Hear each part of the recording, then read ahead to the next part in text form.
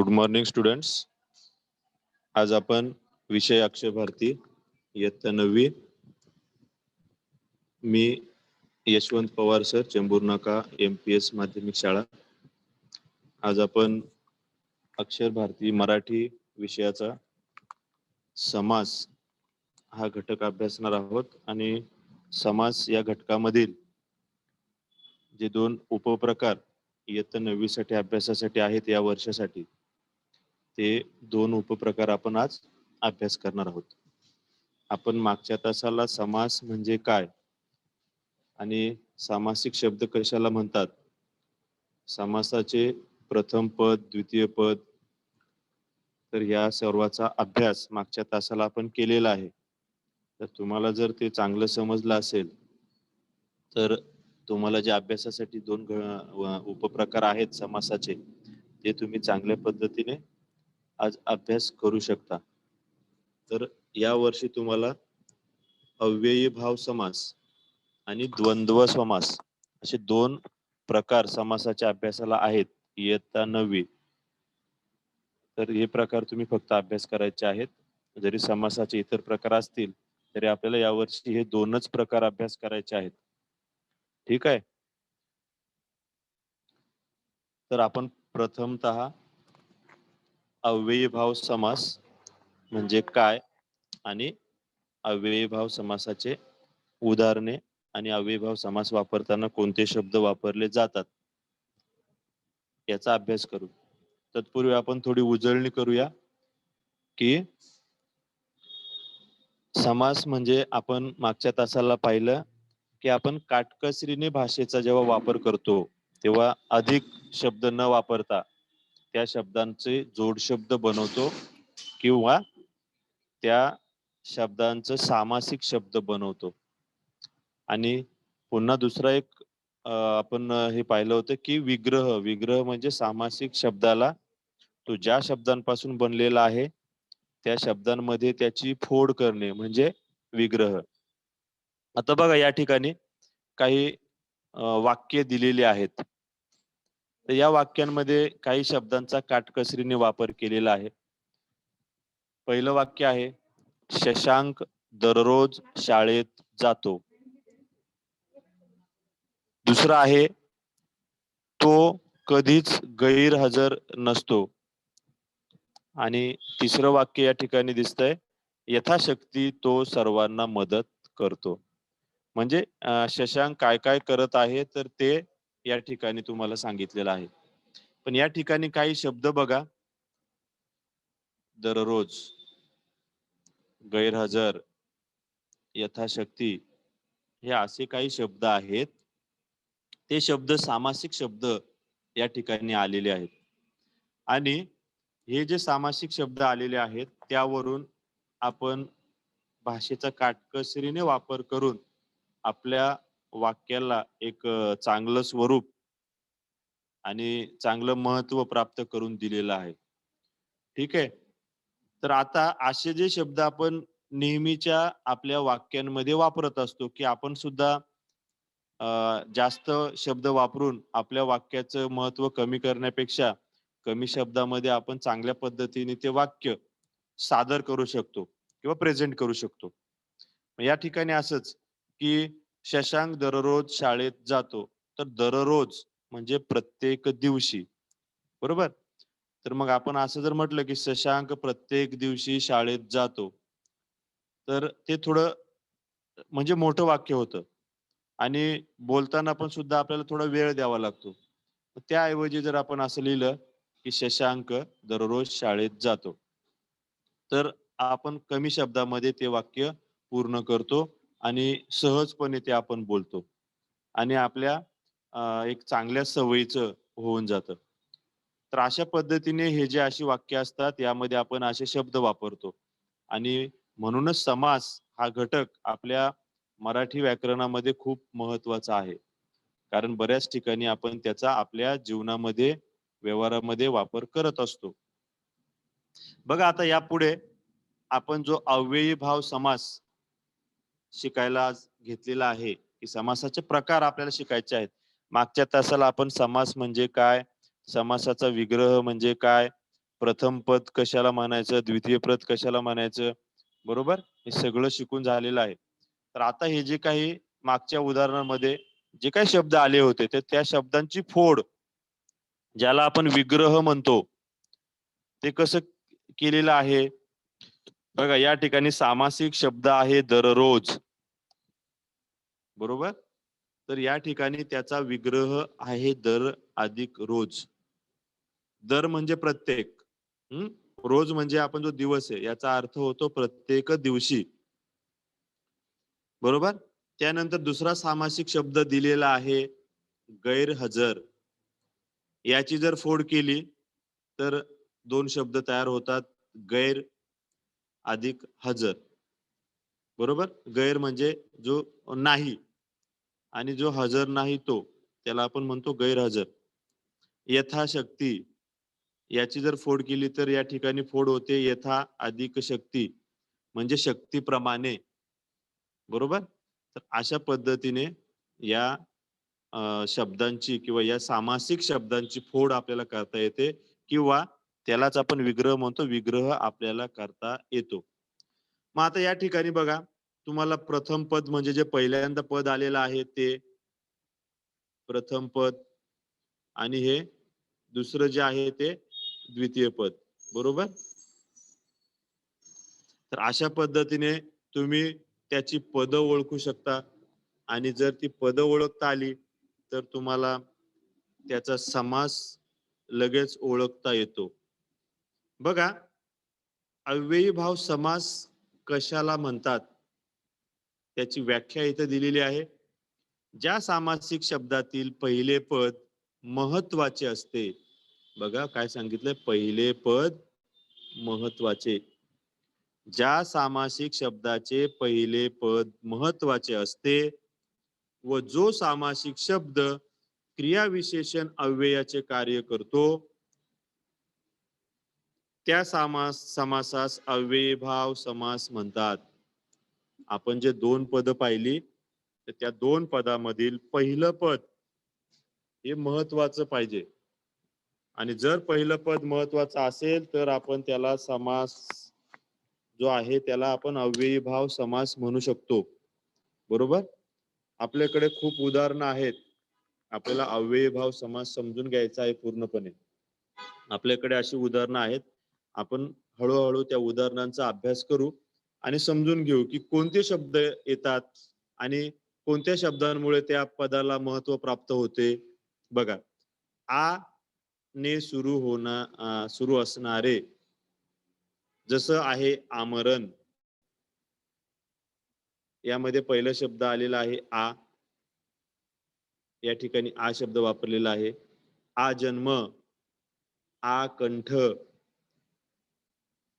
आ कर्ण म्हणजे बघा आमरणचा अर्थ आहे मरणापर्यंत. तर या ठिकाणी मरणापर्यंत, जन्मापासून, कंठापर्यंत, कानापर्यंत असे जे पहिले शब्द आहेत, या शब्दांचा या ठिकाणी खूप महत्व आहे. जर ते शब्द नसतील, तर त्या आपल्या दोन्ही शब्दांना अर्थ उरत नाही. दुसऱ्या शब्दाला अर्थ उरत नाही बघा.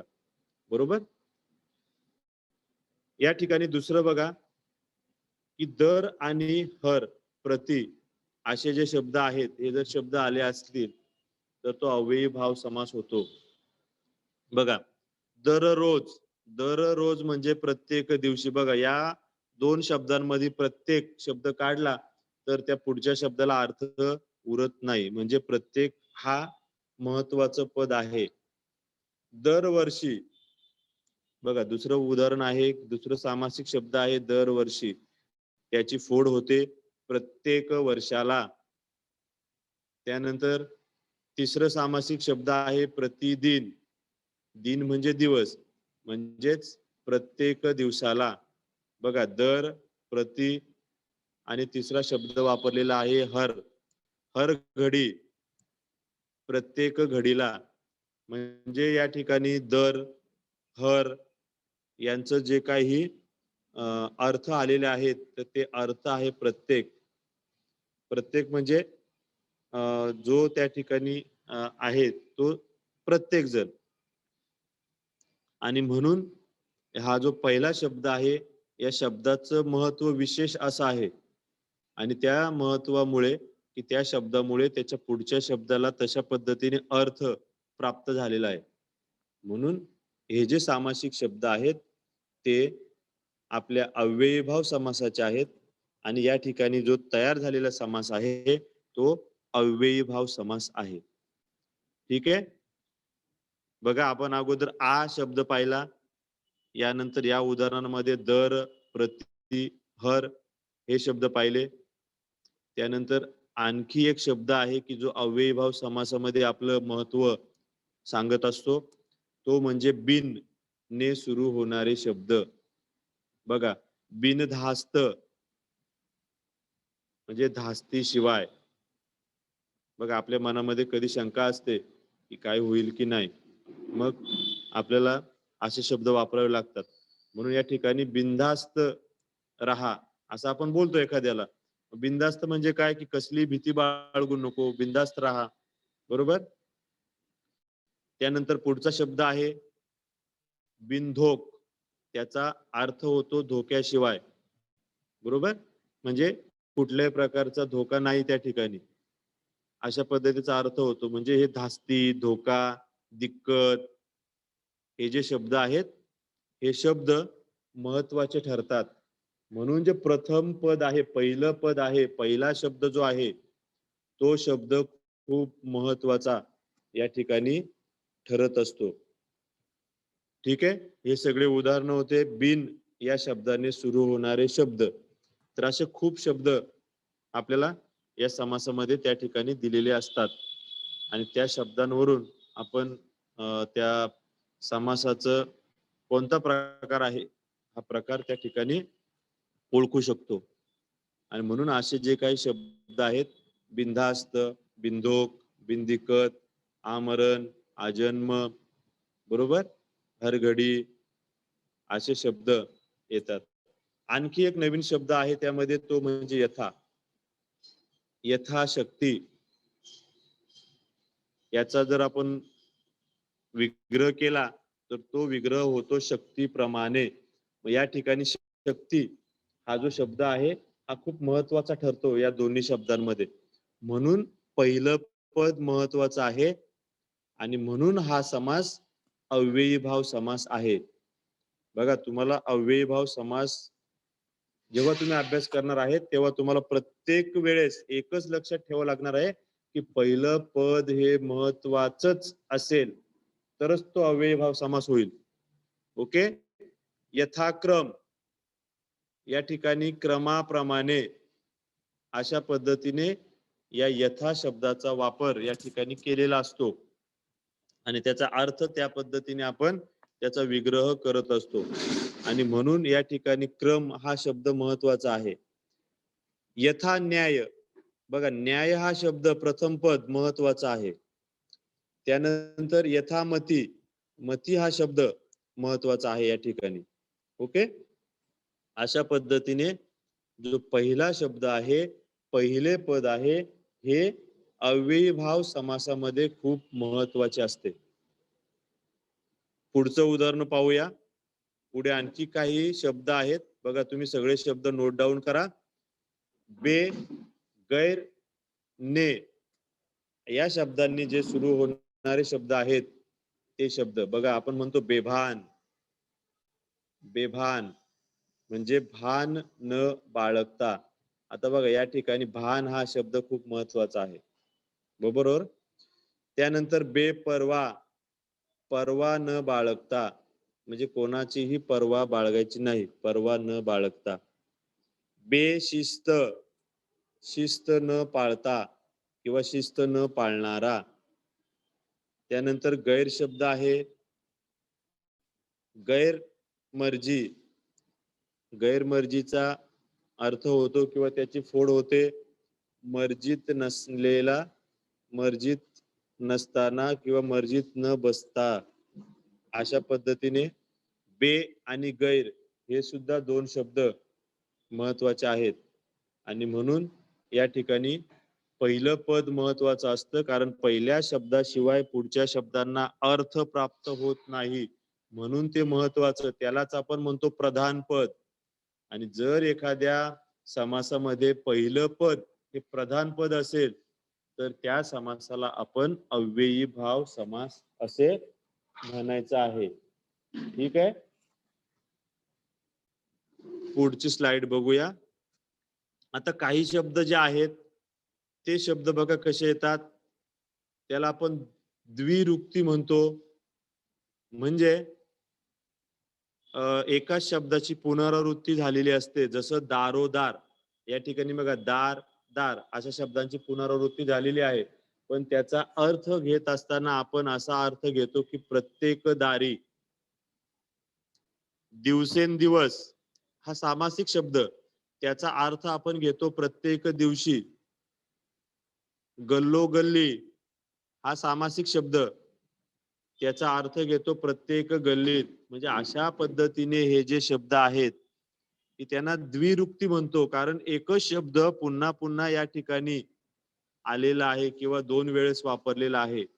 जसं गावोगावी म्हणजे प्रत्येक गावी, जसं जागोजागी म्हणजे प्रत्येक जागी, जसं पानोपानी म्हणजे प्रत्येक पानावर.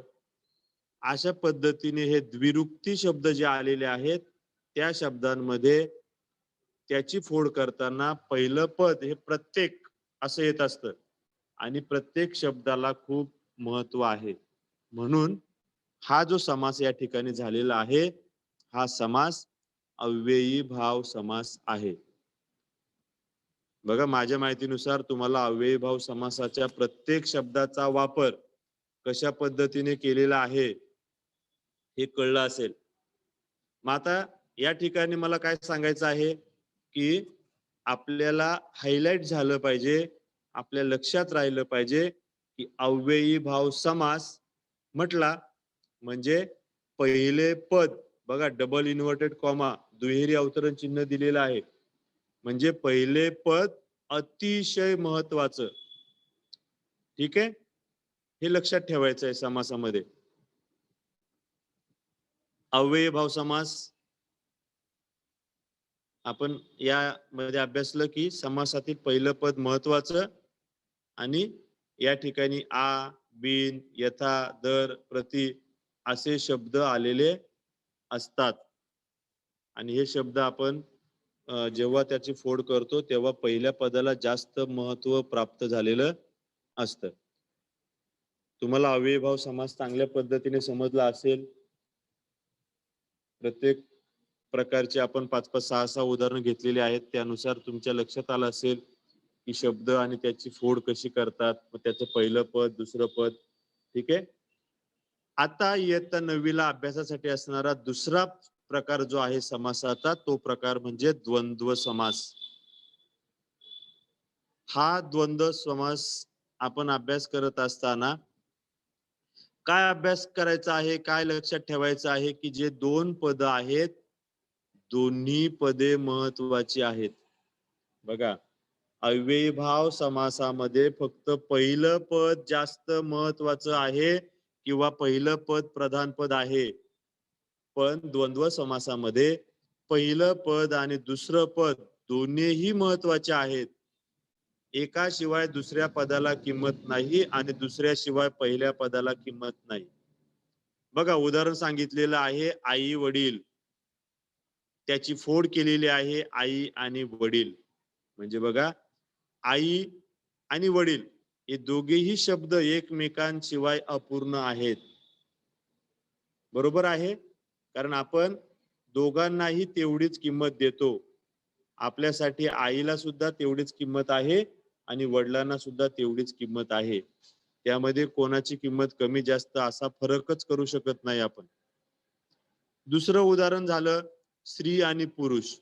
बघा, आपण आपल्या मानव जातीमध्ये पाहिलं तर स्त्री आणि पुरुष.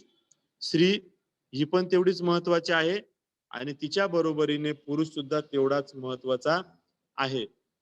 म्हणजे दोन्हीही जी पद या ठिकाणी तयार झाली, दोन्हीही पदांना खूप महत्व आहे. दोन्ही पद तेवढीच महत्वाची आहेत, कोणीही कमी नाही. ठीक आहे, एवढं लक्षात आलं असेल की द्वंद्व समासामध्ये दोन्ही पद महत्वाचे आहेत. बघा आता यामध्ये त्याचे 3 प्रकार आहेत. इतरेतर द्वंद्व समास, वैकल्पिक द्वंद्व समास आणि समाहार द्वंद्व समास. या 3 वेगवेगळ्या प्रकारांचा आपण सविस्तर अभ्यास करणार आहोत. पहिला प्रकार आहे इतरेतर द्वंद्व समास. त्याची व्याख्या दिलेली आहे बघा.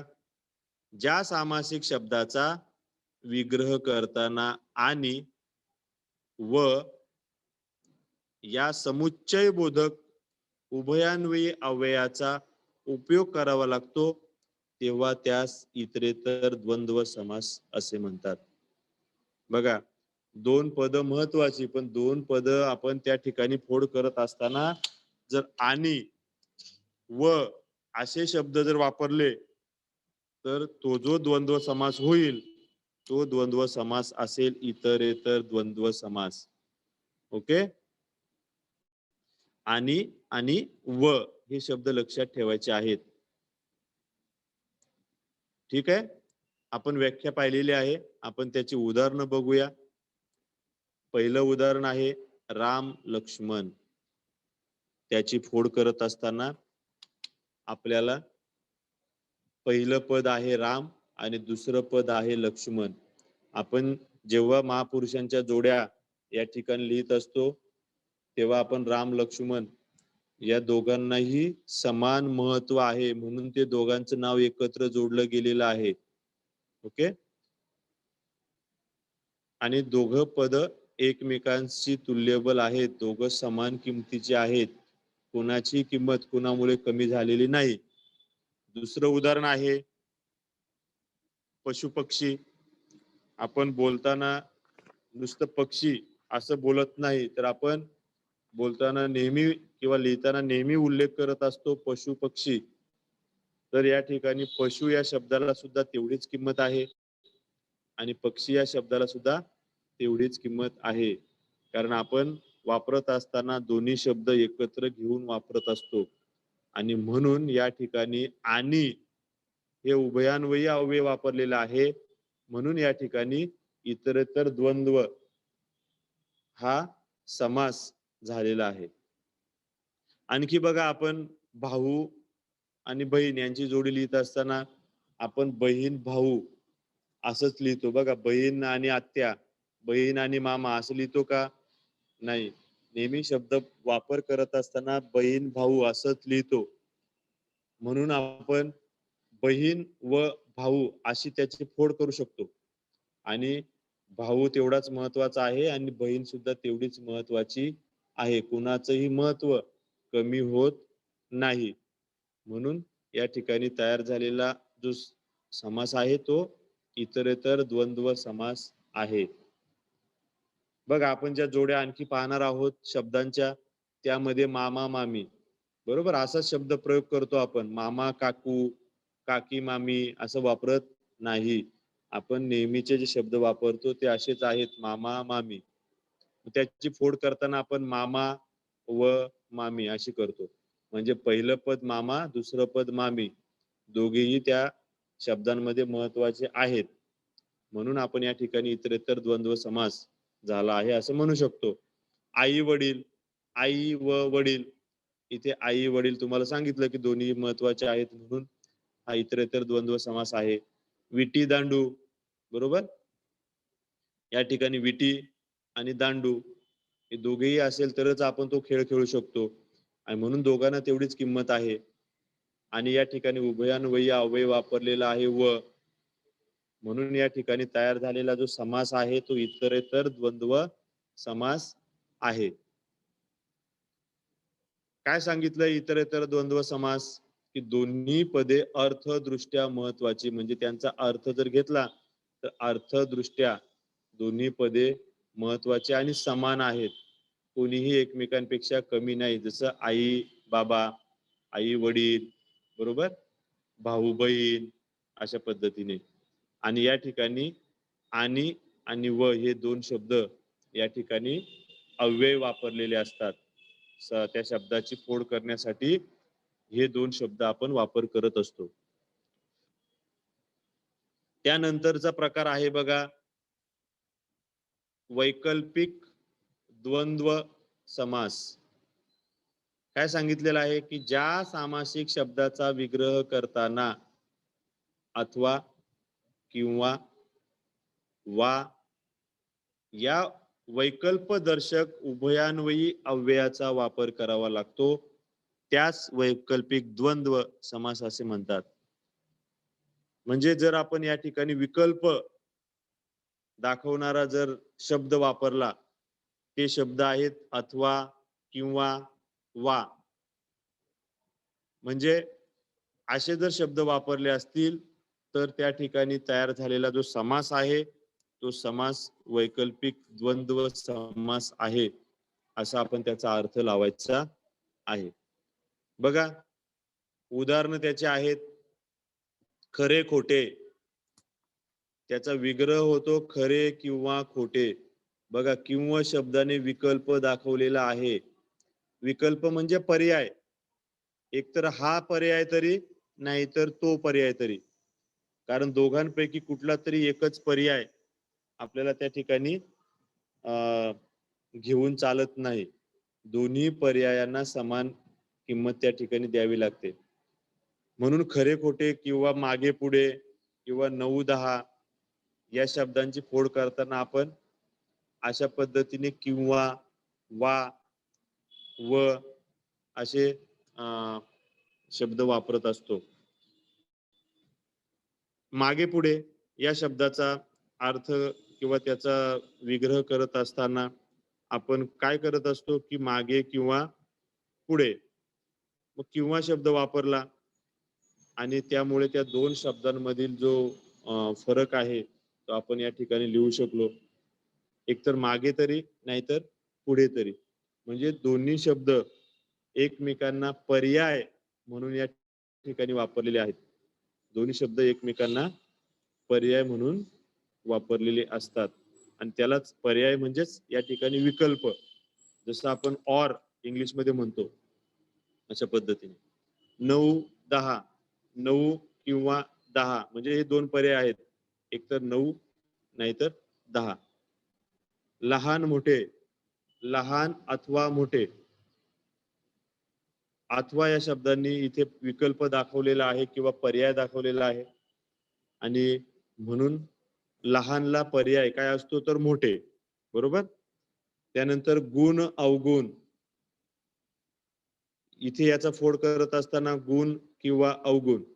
म्हणजे गुण जर असतील तर अवगुण शब्द त्याला पर्याय ठरतो आणि अवगुण जर असतील तर गुण शब्द त्याला पर्याय ठरतो. म्हणजे हे दोन्ही शब्द एकमेकांना पर्यायी आहेत म्हणून त्या दोघांचं महत्व सारखंच आहे, बरोबर. बरे वाईट, बरे अथवा वाईट, बरे किंवा वाईट असं आपण लिहू शकतो. बरे म्हणजे चांगले, चांगले किंवा वाईट. मग एकतर चांगलं तरी असेल आणि चांगलं नसेल तर काय असेल वाईट असेल. म्हणजे आपण जेव्हा शब्द वापरणार आहोत त्यावेळेस या दोन पैकी कोणता तरी एक शब्द आपल्याला वापरावाच लागणार आहे आणि तो कोणता शब्द वापरावा लागेल ते नक्की सांगता येत नाही. म्हणून या ठिकाणी दोन्हीही शब्द एकमेकांना पूरक आहेत किंवा त्या दोघांचा एकमेकांना विकल्प आहे. म्हणून आपण हे विकल्पदर्शक शब्द या ठिकाणी वापरत असतो. पुन्हा काय सांगितलेलं आहे वैकल्पिक द्वंद्व समासामध्ये आर्थिक दृष्ट्या अर्थदृष्ट्या दोन्ही शब्द समान महत्वाचे आहेत, बरोबर. आणि विग्रह करत असताना अथवा किंवा वा यासारख्या शब्दांचा वापर त्या ठिकाणी केलेला असतो.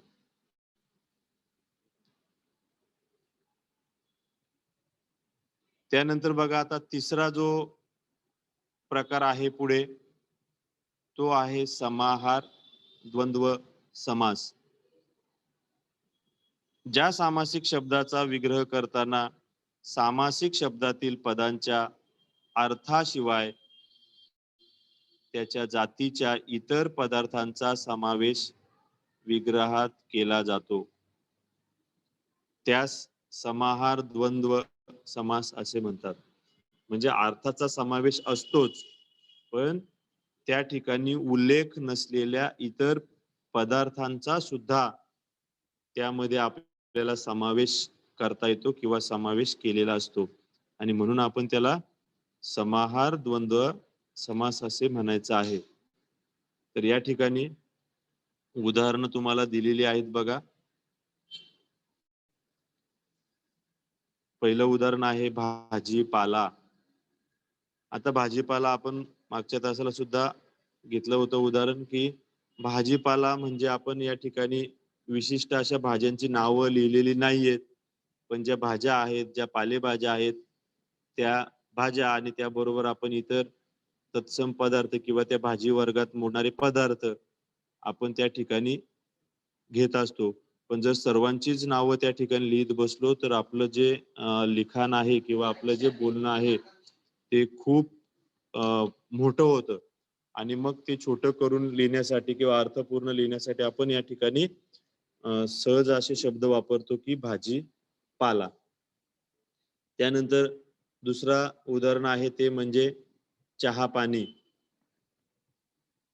या ठिकाणी त्याची फोड करत असताना आपण अशी फोड करतो, की चहा, पाणी व इतर अल्पोहार पदार्थ. म्हणजे आता अल्पोहारमध्ये आपण पाहुणे आले किंवा आपण कोणाला जर चहा देत असू, तर पाणी, चहा एवढ्यावरच भागवत नाही, तर त्याबरोबर आणखी काही वस्तू त्यांना पदार्थ त्यांना देत असतो.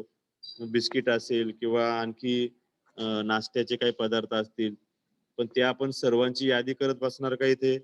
नाही. म्हणून आपल्याला या ठिकाणी अगदी लहान शब्दामध्ये त्याचा उल्लेख करायचा आहे. सामासिक शब्दामध्ये चहा, पाणी आणि त्यामध्ये येणारे सर्व पदार्थ सुद्धा तेवढेच महत्त्वाचे आहेत आणि एकमेकांना पूरक आहेत. ठीक आहे. म्हणून आपण या ठिकाणी जो द्वंद्व समास तयार झालेला आहे, तो समास आहे समाहार. म्हणजे सर्वांना समान पद्धतीने किंमत असणार आहे. तिसरं उदाहरण आहे बघा या ठिकाणी नदी-नाले. नदी, नाले व इतर तत्सम बाबी. तत्सम शब्दाचा अर्थ लक्षात आला असेल, की त्या प्रकारात मोडणाऱ्या इतर सर्व बाबी. म्हणजे मग छोटे-छोटे ओढे असतील, छोटे-छोटे तलाव असतील, हे सर्व त्या ठिकाणी येतात. पण आपण सगळ्याची यादी करत बसणार नाही. बरोबर आहे? कारण आपण समासामध्ये काय करत आहोत, की आपलं लिखाण छोटं करायचं आहे आणि अर्थपूर्ण करायचं आहे. म्हणून या ठिकाणी आपण कमी शब्द वापरतो आणि नदी, नाले या शब्दामध्ये सर्व प्रकारचे शब्द सामावल्यासारखंच आहे आणि सर्वांना समान किंमत आहे. म्हणून या समासाला आपण म्हणणार आहेत समाहार द्वंद्व समास. ठीक आहे. त्यानंतर चौथं उदाहरण आहे ते म्हणजे पान सुपारी. तर आपण जेव्हा पाहुण्यांचा स्वागत करत असतो तेव्हा त्या ठिकाणी अनेक पदार्थ ठेवलेले असतात. पण आपण लिहिताना मात्र पान सुपारी असे लिहितो. इतर सर्व पदार्थांची यादी करत नाही. म्हणून हा जो समास या ठिकाणी होतो हा सुद्धा समाहार द्वंद्व समास आहे आणि या शब्दाची फोड पान, सुपारी व इतर तत्सम वस्तू अशा पद्धतीने या शब्दाचा विग्रह आपण केलेला आहे. आणि मग त्याबद्दल आपल्याला आणखी काय म्हणता येईल, की दोन्ही पदे अर्थदृष्ट्या समान. ही 2 पद, प्रथम पद आणि द्वितीय पद, पहिले पद आणि दुसरे पद आणि दोन्ही पदे अर्थदृष्ट्या समान आहेत आणि दोन्ही पदाच्या अर्थाशिवाय त्या जातीच्या इतर पदार्थांचा समावेश विग्रहात केला जातो. बघा त्या ठिकाणी कोणत्याही पदार्थांची यादी दिलेली नाही. पण त्यासाठी एक शब्द वापरलेला आहे, तो नेहमी या समासामध्ये वापरतात. इतर तत्सम पदार्थ, इतर तत्सम बाबी, इतर तत्सम वस्तू. तर अशा पद्धतीने हे शब्द आपल्याला त्या प्रकारात मोडणाऱ्या सर्व शब्दांची किंवा सर्व वस्तूंची आठवण करून देतात किंवा हे सर्व त्या ठिकाणी आपण एका शब्दामध्ये मांडलेलं आहे अशी जाणीव करून देतात. म्हणून आपण अशा पद्धतीने हे शब्द वापरत असतो, हे लक्षात ठेवायला पाहिजे. ठीक आहे. तर अर्थ तर महत्वाचा आहेच, पण त्याबरोबर त्या प्रकारात मोडणारे इतर शब्दांचा, इतर पदार्थांचा समावेश होतो आणि ते गृहीत धरलं जातं, हे सुद्धा तेवढंच महत्वाचं आहे.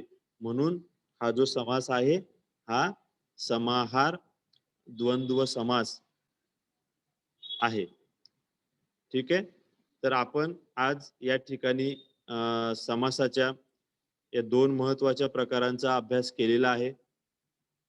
तर पहिला जो समास होता, तो समास म्हणजे आपला अव्ययीभाव समास. त्यामध्ये जे दोन पद आहे त्यातलं पहिलं पद महत्वाचं आहे. त्यानंतर जो दुसरा समास आहे तो आहे द्वंद्व समास. त्या द्वंद्व समासाचे 3 प्रकार आहेत. इतरेतर द्वंद्व समास, वैकल्पिक द्वंद्व समास आणि समाहार द्वंद्व समास. तर द्वंद्व समासामध्ये आणि अव्ययीभाव समासामध्ये फरक एवढाच आहे की अव्ययीभाव समासामध्ये 2 पदांपैकी पहिलं पद महत्वाचं आहे, तर द्वंद्व समासामध्ये पहिलं आणि दुसरं दोन्हीही पद तेवढीच महत्वाची आहेत. ठीक आहे. तर अशा पद्धतीने दोन्ही समासाचे उदाहरणं आणि त्याचे प्रकार या ठिकाणी आपण घेतलेले आहेत. तर समासाचा विग्रह, सामासिक शब्द, पहिले पद, दुसरे पद आणि ज्या पदाला महत्व दिलेलं असतं त्या पदाला आपण प्रधान पद म्हणतो आणि ज्या पदाला महत्व कमी दिलेलं असतं त्याला गौण पद म्हणतो. तर अशा पद्धतीने हे शब्द जर तुमच्या लक्षात राहिले असतील आणि आपला मागचा आणि हे दोन्ही तास जर तुम्ही केले असतील तर तुम्हाला समासाबद्दल अडचण यायला नको. ठीक आहे. या ठिकाणी आपण दोन्ही प्रकार घेऊन झालेले आहेत. धन्यवाद. तुम्ही सर्वांनी चांगल्या पद्धतीने अभ्यास करायचा आहे आणि आपल्या परीक्षेमध्ये जे समासावर आधारित 2 मार्काचे प्रश्न येतात ते प्रश्न चांगल्या पद्धतीने विचारपूर्वक जर तुम्ही लिहिलेत तर तुम्हाला पैकीच्या पैकी मार्क मिळू शकतात आणि तुम्ही चांगले गुण त्या ठिकाणी प्राप्त करू शकतात. कोणाचे काही प्रश्न असतील तर विचारू शकतात तुम्ही.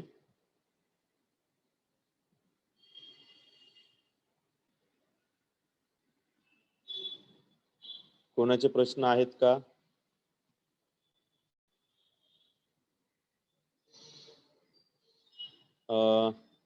नबीला खान, अनम्यूट करून बोलायचं आहे. नबीला खान.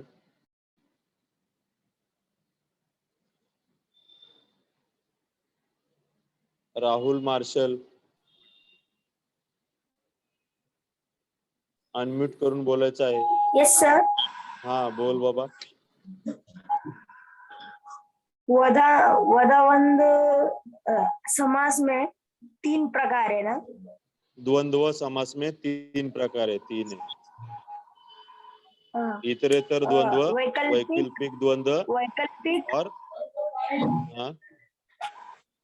वैकल्पिक बोल.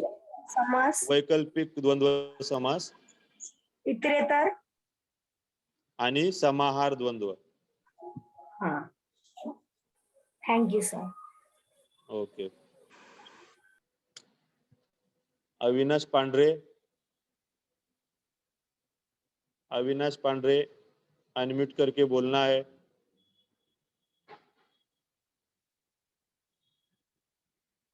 खुद को अनम्यूट करके बोलना है. अविनाश पांढरे.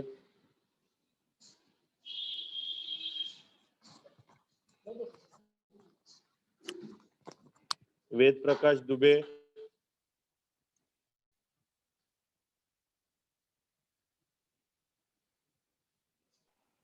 स्नेहा चौधरी.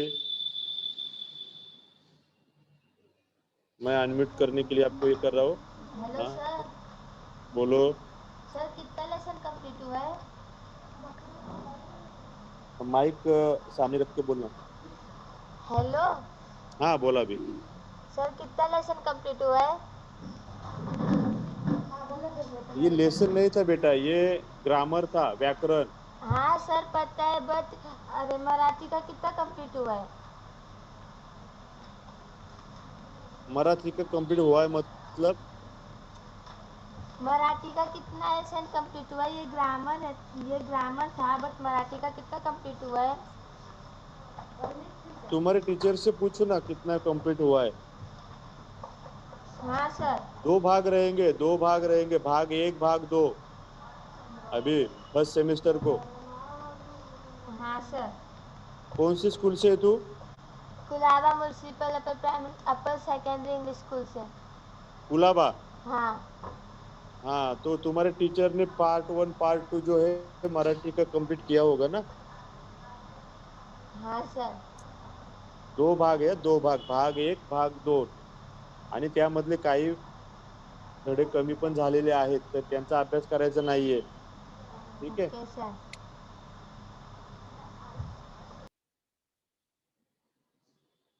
स्नेहा चौधरी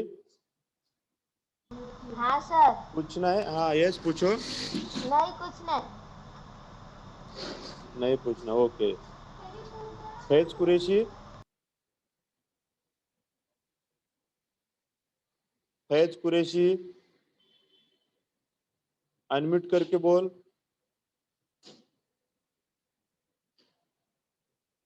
ओके ठीक है।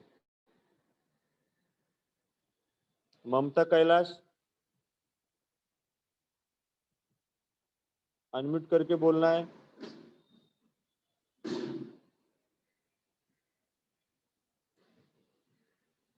ममता कैलाश अनम्यूट करके बोलना है, ठीक है? किसी के क्वेश्चंस अभी नहीं है, सबके डाउट्स क्लियर हो गए हैं। अभी नेक्स्ट लेक्चर जो है आपका मेरे ख्याल से 8:50 को या 8:55 को रहेगा, ओके?